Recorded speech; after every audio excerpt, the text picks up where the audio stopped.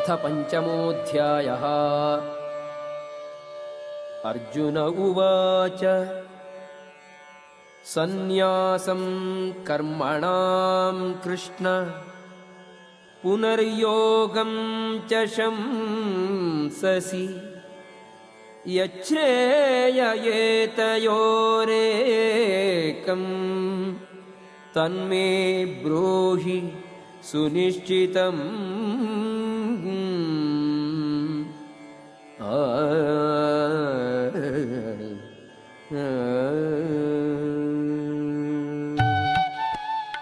Arjuna said, O Krishna, first of all you ask me to renounce work, and then again you recommend work with devotion. Now will you kindly tell me definitely which of the two is more beneficial? Shri Bhagavanuvāca Sannyāsaha karmayogascha nishreyasakaravubho tayostu karma sannyāsāt karmayogo vishishyate. Personality of Godhead replied, the renunciation of work and work in devotion are both good for liberation. But of the two, work in devotional service is better than renunciation of work. Jnēyaha sanitya sannyāsi yo na dveshti na kaṅkṣati nirdvandvohi mahabāho sukham bandhāt pramuchyate. One who neither hates nor desires the fruits of his activities is known to be always renounced. Such a person, free from all dualities, easily overcomes material bondage and is completely liberated, O mighty armed Arjuna.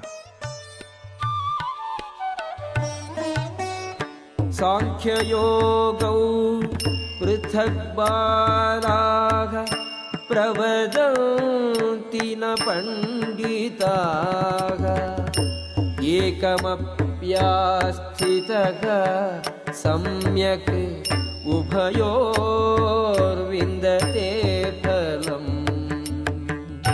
Only the ignorant speak of devotional service, karma yoga, as being different from the analytical study of the material world, Sankhya. Those who are actually learned say that he who applies himself well to one of these paths achieves the results of both. Yat sankhyehi prapyate sthanam tad yogairapi gamyate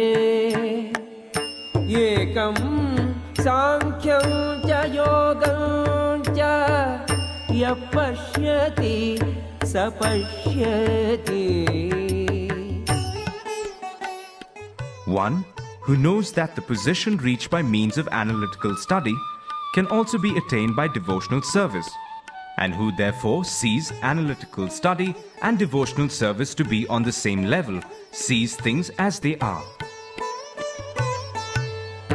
Sannyasastu mahabāho dukkhamāptum ayogataha yoga yukto munihi brahma nachirenadhigacchati.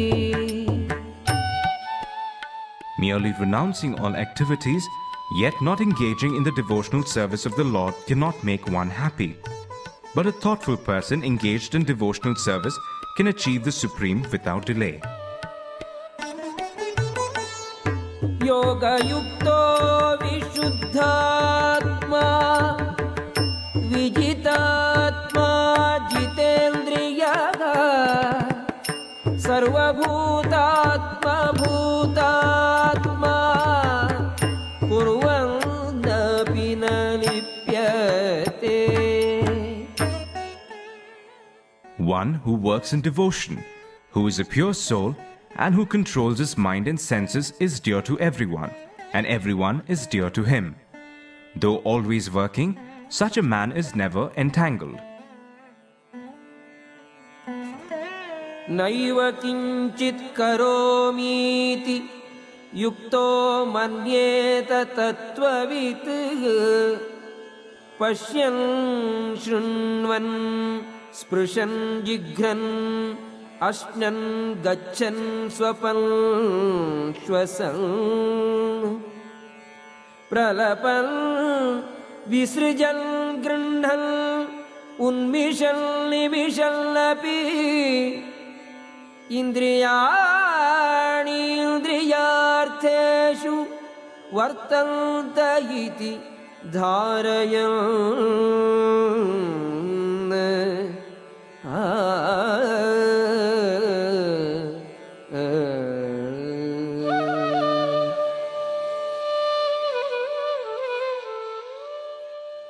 A person in the divine consciousness, although engaged in seeing, hearing, touching, smelling, eating, moving about, sleeping and breathing, always knows within himself that he actually does nothing at all. Because while speaking, evacuating, receiving or opening or closing his eyes, he always knows that only the material senses are engaged with their objects and that he is aloof from them.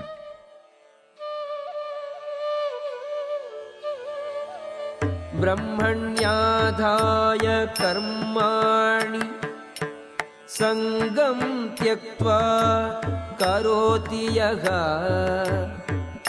लिप्यते न स पापेन पद्मपत्रमिवाम्भसा. One who performs his duty without attachment, surrendering the results unto the Supreme Lord, is unaffected by sinful action, as the lotus leaf is untouched by water.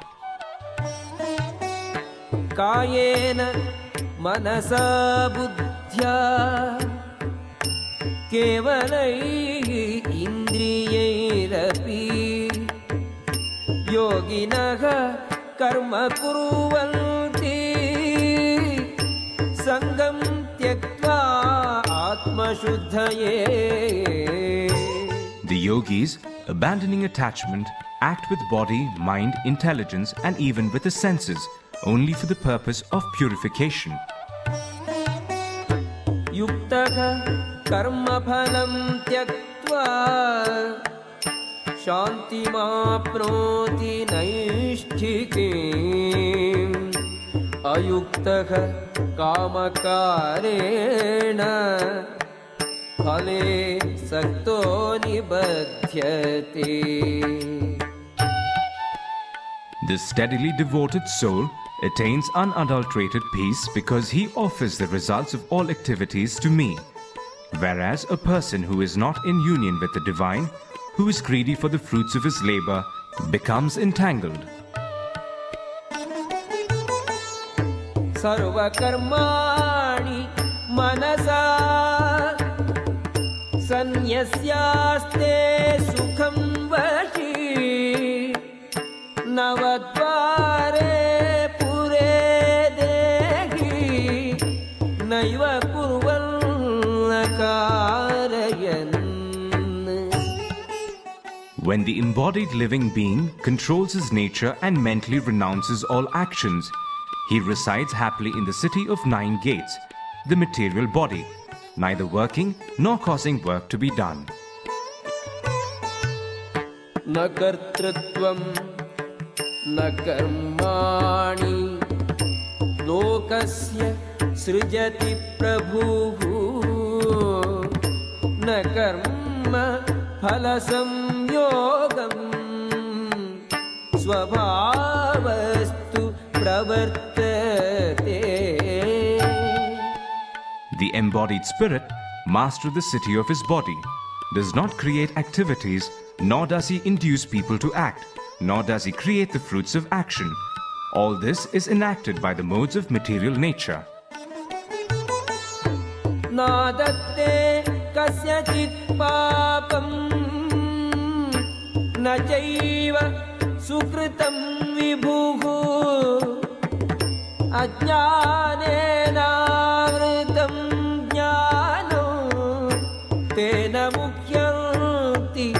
jantavaha. Nor does the Supreme Lord assume anyone's sinful or pious activities. Embodied beings, however, are bewildered because of the ignorance which covers their real knowledge.